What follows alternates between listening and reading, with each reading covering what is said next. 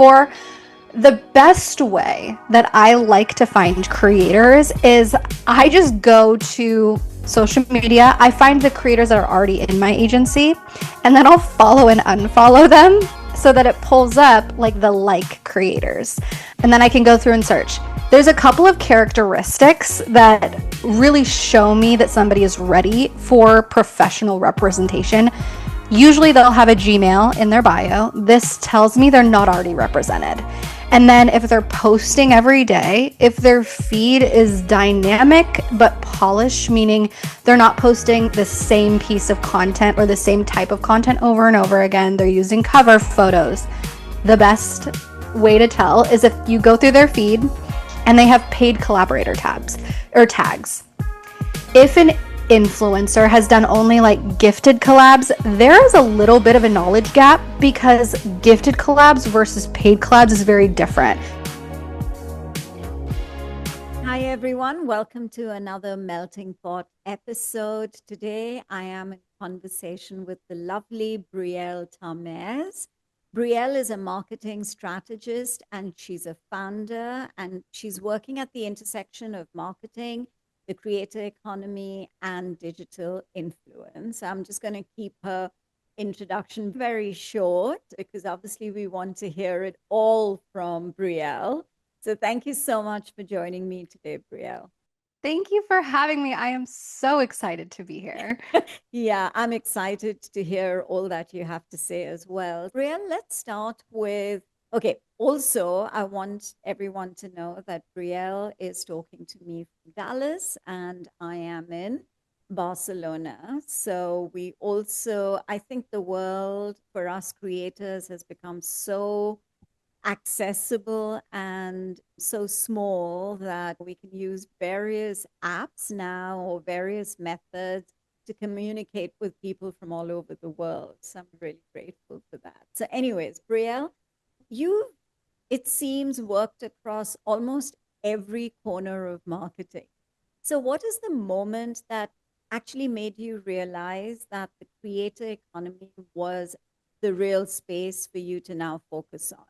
That's a really good question. So you're right. I have worked in all areas of marketing. I've worn every hat, which has given me a lot of education that I've used to build this. It really started when I was working in corporate influencer marketing and I was working with talent agencies sourcing info. So I was on the brand side. And what I realized was these big talent agencies don't work with micro creators. I was trying to find people with 20,000 followers or 50,000, and they just don't work with them because they're too small and it's not worth it for them to manage those campaigns. And it made me really sad. So that's when I decided, why don't I try to create a space for micro creators to get the same level of representation that these big creators are getting because they do need it. So that's where it all started for me. Okay, so you just mentioned followers, 20,000 followers versus like millions of followers. Do you think one is what kind of acceptance do these niche creators now have as compared to the creators who have millions of followers? That's one. And two, is followers or the number of followers that people now seem to always focus on, what is the relevance of it today? Those are great questions. So, people who are in the micro influencer space, and they still are very niched, they often actually have better conversion rates than the people with a million followers because their community is so engaged. And then as you grow, you lose that personal touch with your audience. So that's another reason why I love working with micro creators. For follower count, it is becoming less and less relevant. So as we move through the influencer space, follower count is actually being used as a pooling metric to create a large group of creators, and then it's narrowed down from there based on engagement rate and average view per reel. It used to be an impressions metric that was like your North Star. How many impressions are you getting per month? But if you post more, your impressions will be inflated. So now we're working on a average view per reel metric to discover how many views these brands are going to get so they know how much to pay. So that's how we structure it now. Okay, so that's really, it's quite a, it seems to have evolved clearly over time. Definitely. Yeah, which is interesting. So, how, as a brand, how does it really come together behind the scenes? If because you've also been on the brand side as well as now you're helping creators. So, I mean, I'm curious to know how it works behind the scenes. Yes. So whenever I was on the brand side, it was all about the numbers for us. So running these essentially like calculations to figure out about how many views we're going to get, what's going to be our return on investment, what's our earned media value from these campaigns. But then as you switch to the agency side, I run a talent agency. So now what I'm doing all day is making sure my influencers are taken care of. So it's more the admin and the back and forth, making sure that we are responding to every single inquiry that comes through our emails that day so that everything is taken care of, making sure every contract is reviewed, redlined, there are no red flags, it matches the proposal. Again, sending out proposals, tracking down payments. Like we make sure our influencers get paid so they don't have to go track down all of that stuff. So we are the men behind the curtain for these not big, but like these micro creators who want to make this a full-time career and don't have the time to spend answering emails all day. I do. I have that time. So I don't know. I love it. Yeah, no, you're right. Because I can also speak for myself because I am a niche creator as well, a micro creator. And I feel that as someone who's creative, it I do have a marketing background, so I think that helps. I am able to understand the logistics and understand what goes behind making things work. But as a creator, I would rather spend my time figuring out different ways and allowing myself to grow and evolve as a creator rather than having to do multiple things. And yeah, no, so I completely understand and appreciate the fact that you are helping bridge that gap between the brands and the micro, as you refer to them as. So I think which is very important because you're absolutely right. You go to a brand as a creator directly, and they still, that whole understanding of some companies hasn't really changed.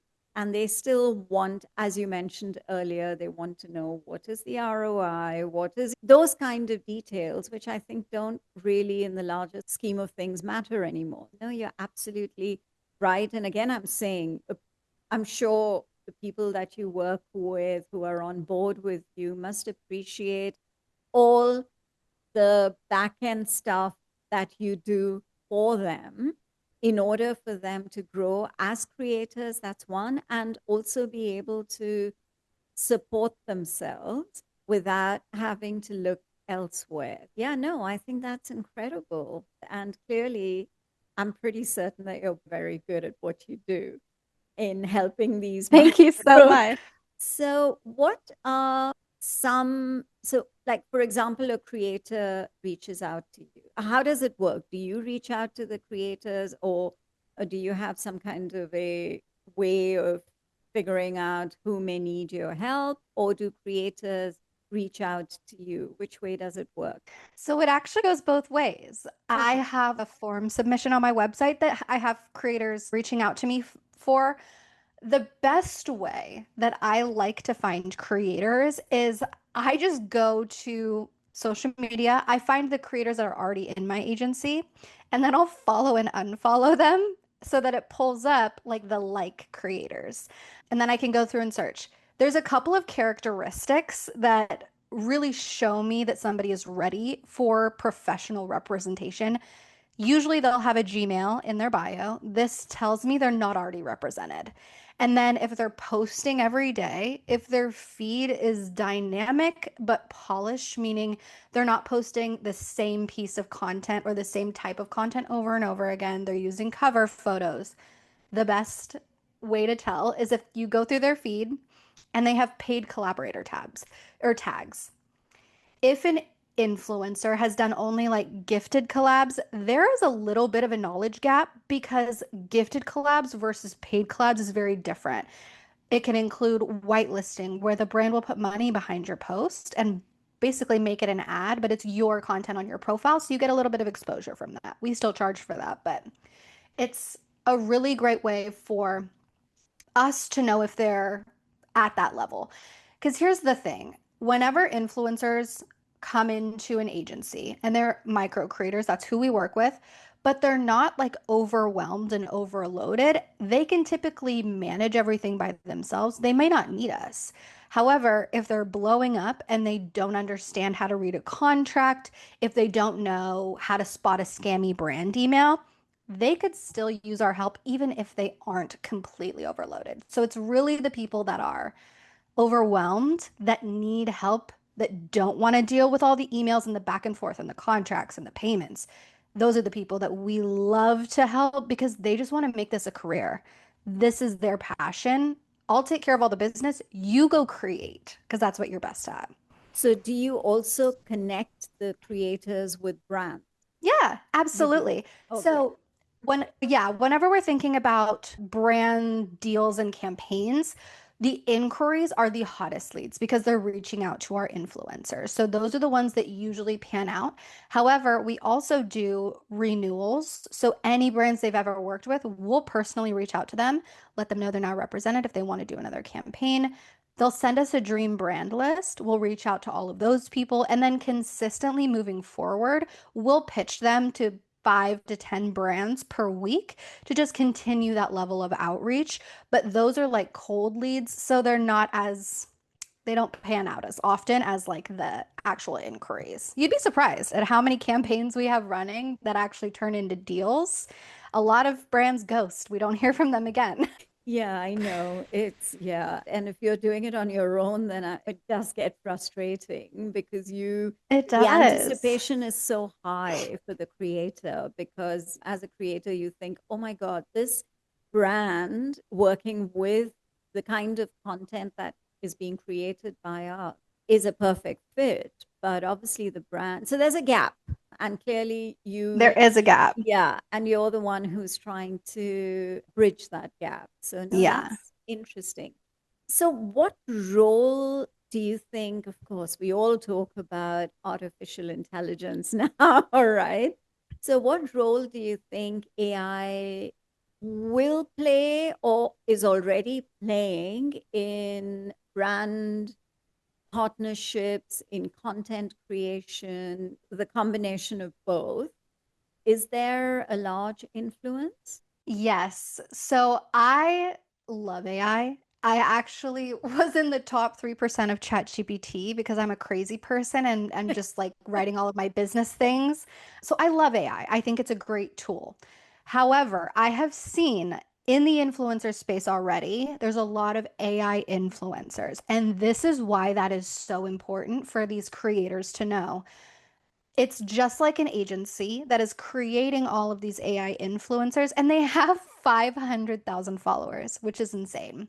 Which means that these brands can go and pay this AI influencer owner, and then there's no commission to a real person like an influencer. So they keep all of that money and they don't actually have to ship out a product. They just send a photo.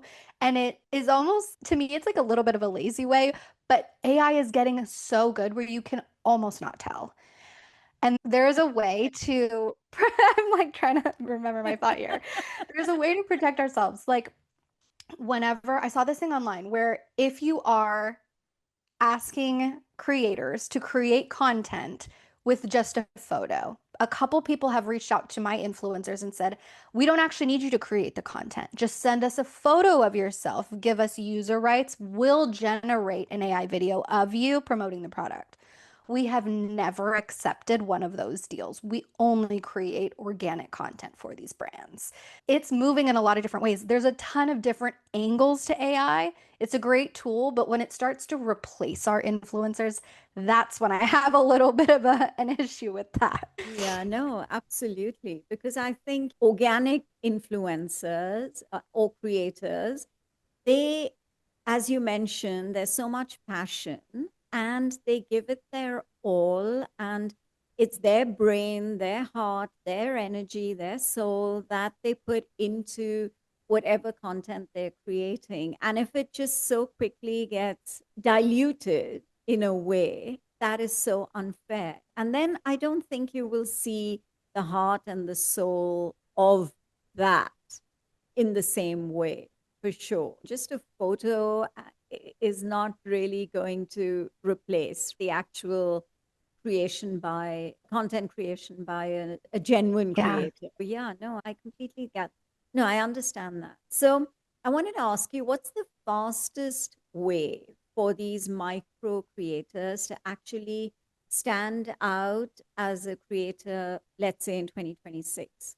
That's a great question. So, if you are a micro creator and you're wanting to turn this into a revenue generating business, Yeah. I would first and foremost put your Gmail in your bio, create that email button on your Instagram.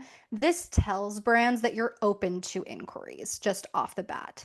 And then I would start creating at least like four different types of content. Think about not just what you're talking about, but the style of your videos. You've got day in the life, you've got product reviews, you've got like April favorites. Start showcasing products. So here's the thing.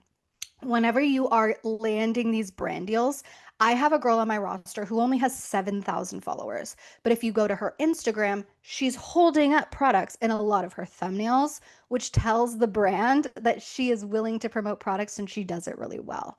Almost act like you're already doing brand deals, like you're talking about your April favorites. A brand may reach out and say, "Hey, I'll pay you to put my product in your next April favorites video." It doesn't have to be a one off video. The more that you show products, the more that you're telling brands you know how to create user generated content that's promoting a product, not just a funny video or a talking head video. It's the product videos that's going to get you brand deals. Interesting. Yeah, that's pretty interesting. And also something that's completely overhyped right now. Oh gosh. Overhyped. That is, I feel like it's so much. I'm trying to think. You know what? Actually, the very quick cuts it in the last couple of years, it's become very common to do like giant text on screen, very quick like cuts because people don't have a very long attention span on social media. It's very quick. However, I'm seeing a shift where TikTok put out, this was maybe a little bit ago, but you can create 10-minute long videos now on Yeah. TikTok. You can create longer form content. So it's short form, long form content. It's that cozy content where people just feel like they're hanging out with you on FaceTime. That's actually becoming more popular and converting into followers because you're building those parasocial relationships. They're getting to know you. It's not quick because it's not meaningful. This resonates with people. It creates a connection. That's how you build a community on social media is to let people get to know you. And what about YouTube? So is because there's always the shift between, like YouTube being more, or rather, the engagement is better when it's shorts, then it's no long form, then it goes back to shorts again. So what is the trend on YouTube at the moment? YouTube will always be huge. And so, what I tell all of my content creators is if you have the capacity to create long form content, please do it because it actually makes your life easier creating short form content. If you do a week in my life, that gives you content for at least 2 weeks that you can clip, throw up on social, repost to TikTok, YouTube Shorts, Instagram, take stills from it, add it on Pinterest with a link back to your YouTube video. It is the best way to repurpose content is to post on YouTube. It's just that a lot of people don't have the time, but then they're creating reels every single day. If you just put that into one YouTube video, you could clip it up and then post it. And then you have content for so long. And YouTube pays out the most out of any social media platform through their monetization program. So if you really are trying to monetize, start on YouTube and do your SEO research because it's hard to make it on YouTube from the beginning.